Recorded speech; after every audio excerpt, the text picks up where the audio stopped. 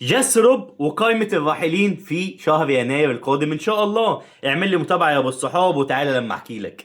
طبعا إحدى المسؤولين في النادي الأهلي بمدير الكورة كله ساب الملف بتاع الراحلين في يناير لمين؟ لجثرب. قال لهم يا باشا اتفضل اكتب لنا كده القائمة بتاعتك اللي هيمشوا في شهر يناير اللي جاي، عشان خاطر تدعيم الصفقات اللي جايه ونسيب مساحه ونشوف الدنيا ماشيه ازاي في النادي الاهلي. فطبعا جثرب في ثلاثة خلاص هو اعتمدهم، هو كتبهم في أول القايمة، هم استفتح بيهم القايمة، فالقايمة لسه طبعا هتطول معاه لحد ما يستقر على اللي رايحين كلهم في شهر يناير. طب مين هم الثلاثة اللي جاس روب خلاص استقر عليهم؟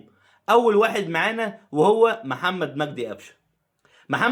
مجدي قفشه هو خلاص قال لك الراجل ده بره النادي، انا مش شايفه امكانياته وطبعا اداؤه في التدريبات والكلام ده، الراجل مش مقتنع تماما بمحمد مجدي قفشه.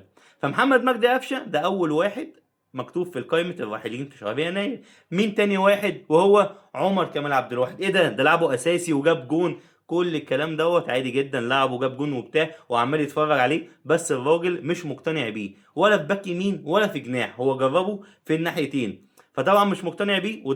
ده تاني واحد مش موجود معانا ان شاء الله في يناير. مين التالت؟ كلنا عارفينه، اشرف داري ملك الاصابات. ده بقى ايه اشرف داري ده؟ ملك الاصابات.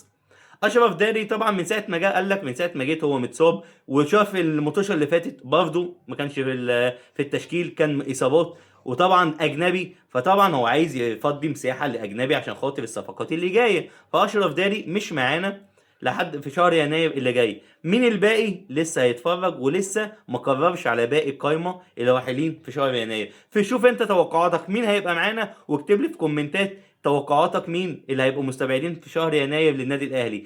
مع ان بين قوسين ملحوظه يعني، طاهر هو بيعمل ايه في النادي الاهلي لحد دلوقتي؟ انتوا ايه رايكم في طاهر؟ رد عليا في كومنت. ودمتم سالمين.